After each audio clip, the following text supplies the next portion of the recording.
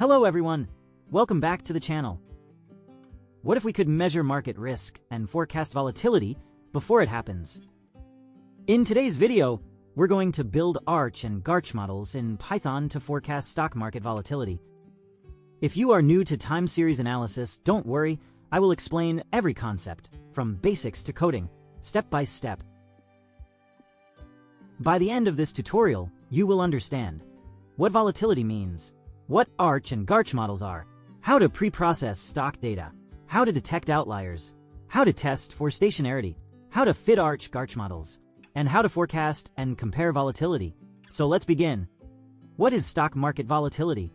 Volatility simply means how much the price moves up or down. If a stock jumps a lot every day, it has high volatility. If it moves slowly, it has low volatility.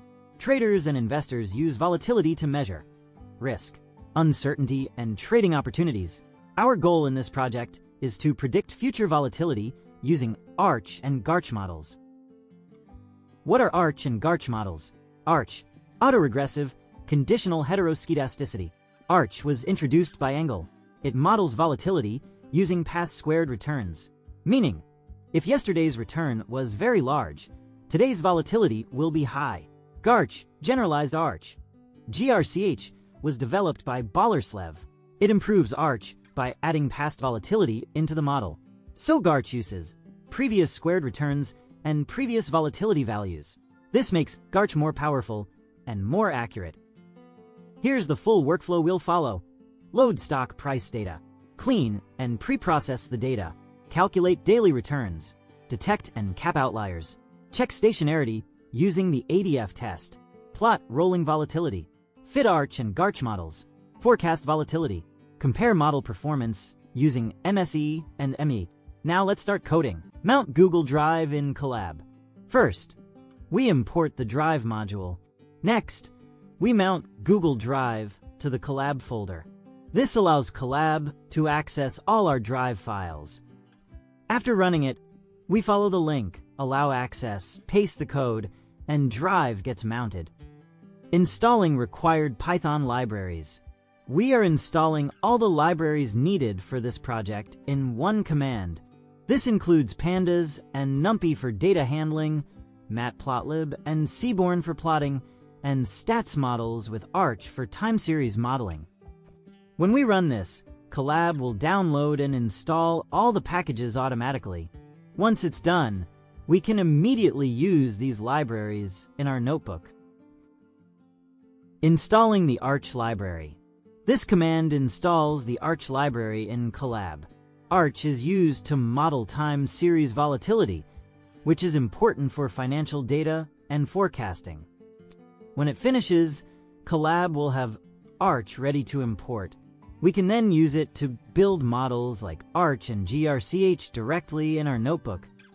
Importing required libraries. We are importing all the libraries we need for this project. OS helps with file paths, NumPy and pandas handle data, Seaborn and matplotlib are for plotting. ARCH model from ARCH is for volatility modeling, SCORE helps with data standardization, and stats models provides tools for time series analysis. Finally, Sklearn.metrics helps measure model performance. Now all libraries are loaded and ready to use in the notebook. Checking the dataset folder structure. We set the dataset folder path in data folder and use os.lister to see all files inside. This helps us quickly check that our data is ready for modeling. Python lists all files in the folder, confirming the dataset is correctly stored. Loading the dataset. Now, we load our dataset using pandas. Here, we read the asinpnt.csv file from the folder, tell pandas to parse the date column as dates, and set it as the index. This makes working with time series data much easier. When we run this, the dataset is loaded into a data frame with dates as the index, ready for analysis and modeling. Previewing the dataset. Next, we use data.head to look at the first few rows of our dataset. This lets us quickly check the data and see how it's structured. Python will display the top rows, showing the dates, stock prices, and any other columns in the dataset. Plotting stock data and returns. Now we are creating a function called plot data to visualize our stock data. First, we plot the adjusted close price. Then, we plot the high and low prices together to see daily price ranges. Finally, we calculate daily returns and plot them to understand the stock's volatility. Using subplots keeps everything organized in a single figure. When we run plot data, Python displays 3 charts. The first one is adjusted close price. This chart shows how Asian Paint's stock price moves over time, helping us see overall trends and periods of growth or decline. This chart is about high and low prices. Here we plot the daily high and low prices together. It helps us understand the daily price range and how volatile the stock is on different days. Daily returns. This chart shows the daily percentage changes in closing price. It highlights day-to-day fluctuations and gives an idea of the stock's risk and volatility. Cleaning the dataset. Here, we first remove any rows where the close price is missing using dropna. Then, we drop some irrelevant columns like trades, deliverable volume, and percent deliverable to keep our dataset clean and focused on the important data. After running this, the dataset no longer has missing close values and only contains the columns we need for analysis. Checking stationarity with ADF test. Here, we define a function ADF test to check if a series is stationary using the augmented Dickey-Fuller test. It prints the ADF statistic and p-value. If the p-value is greater than 0.05, it means the series is not stationary. So we take the first difference of the returns column to make it stationary. After running this, the returns column is transformed if needed, ensuring it's ready for time series modeling. Plotting rolling volatility. Next, we calculate the 30-day rolling volatility of our returns using the rolling.std function. This gives us a moving measure of how volatile the stock is over time. We then plot it using matplotlib to visualize the changes in volatility. This chart shows the 30-day rolling volatility of the stock returns. The red line moves up and down, showing how volatile the stock is over time. Peaks indicate periods of high volatility, where the stock price is changing a lot, and valleys show low volatility, when the price is more stable. By looking at this chart, we can quickly spot turbulent periods in the market versus calmer ones. Correlation matrix heat map. We look at how our key columns like close, previous close, high, low, and returns relate to each other.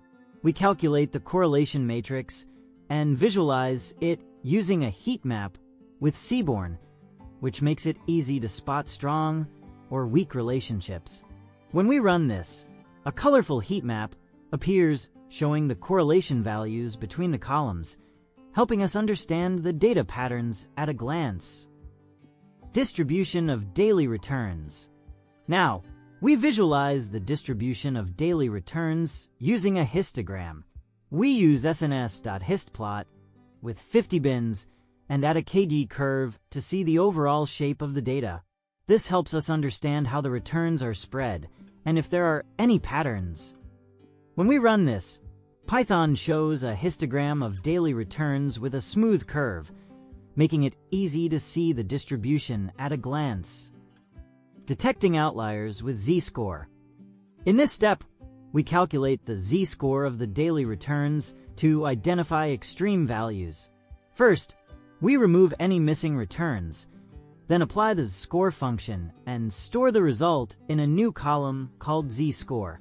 Finally, we filter out all points where the absolute z-score is greater than 3, which flags them as outliers. After running the code, Python prints how many outliers were detected in the dataset. Plotting returns with outliers. Here, we plot the daily returns as a line chart and highlight the outliers using red scatter points. This makes it easy to visually spot which return values stand out from the normal pattern.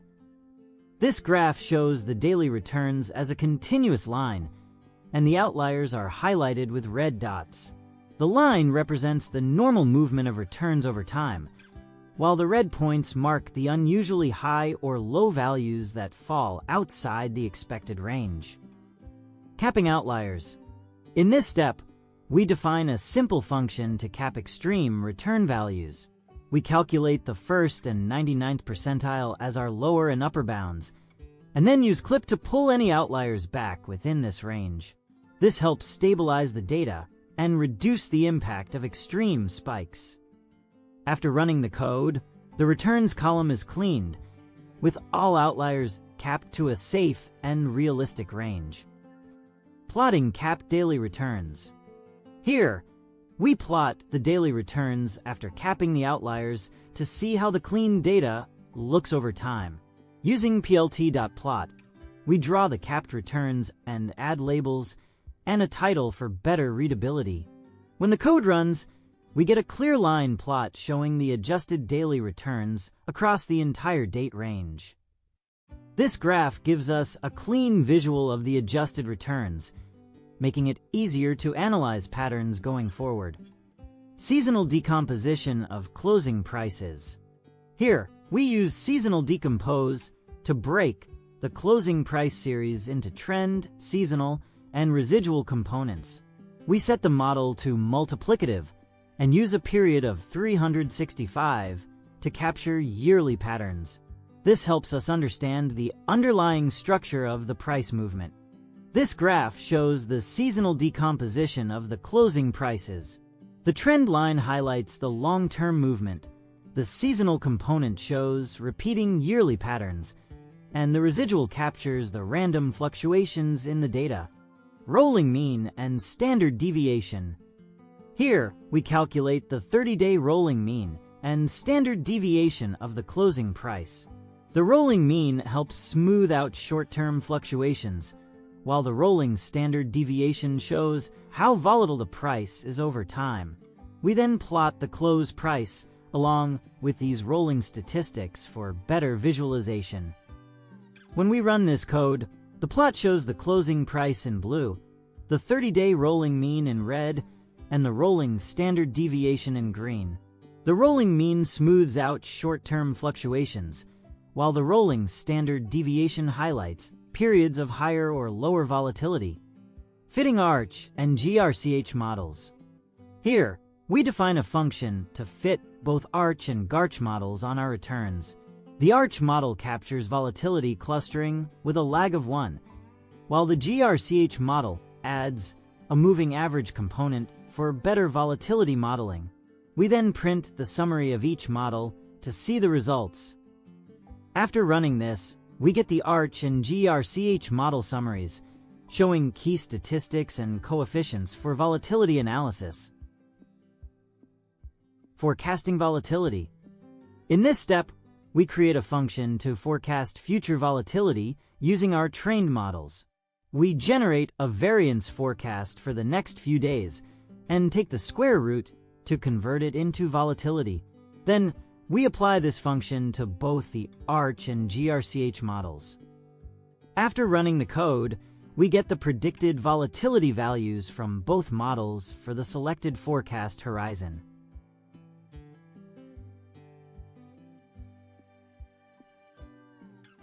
Forecasted volatility comparison.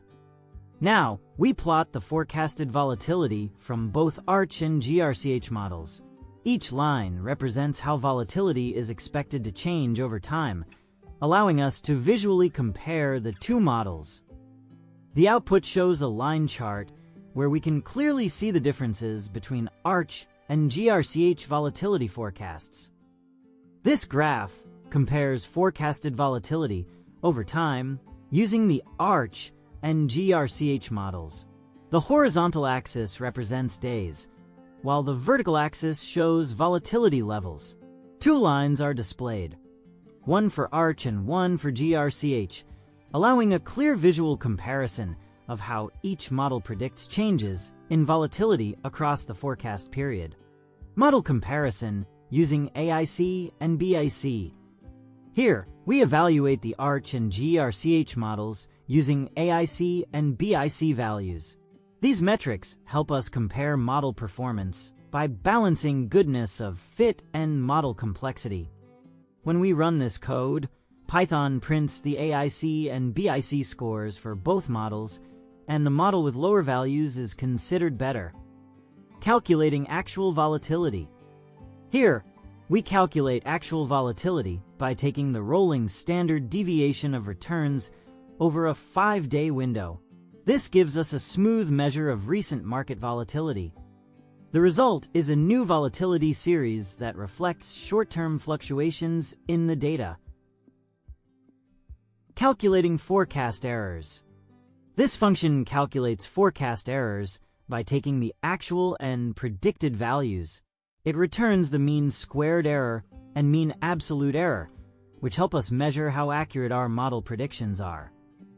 After defining this function, we can easily compute error metrics for any forecast to evaluate model performance. ARCH model error metrics. Here, we calculate the mean squared error and mean absolute error for the ARCH model using the last 5 actual volatility values and the model's forecast. These metrics tell us how accurate the ARCH model's predictions are. Python prints the MSE and MAE for the ARCH model, giving a quick measure of its forecast accuracy. Evaluating GARCH model accuracy. Here, we use our calculate errors function to find the mean squared error and mean absolute error for the GARCH model. This tells us how closely the forecasted volatility matches the actual recent volatility. After running the code, Python prints the MSE and ME for the GARCH model, giving us a clear measure of its prediction accuracy. Model performance comparison. Now, we visualize the performance of ARCH and GARCH models by plotting their MSE and ME values. This lets us quickly compare which model makes more accurate predictions. This graph compares the performance of the ARCH and GARCH models using error metrics. The horizontal axis shows the models, while the vertical axis shows error values. 2 lines are plotted, one for mean squared error and one for mean absolute error, allowing a clear visual comparison of which model is more accurate. To summarize, we cleaned and prepared stock market data, calculated returns, and removed outliers, tested for stationarity, built ARCH and GARCH models, forecasted 5-day volatility, compared model accuracy. GARCH usually performs better because it uses both past returns and past volatility. Thanks for watching.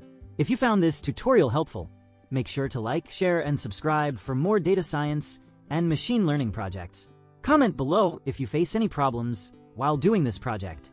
See you in the next video.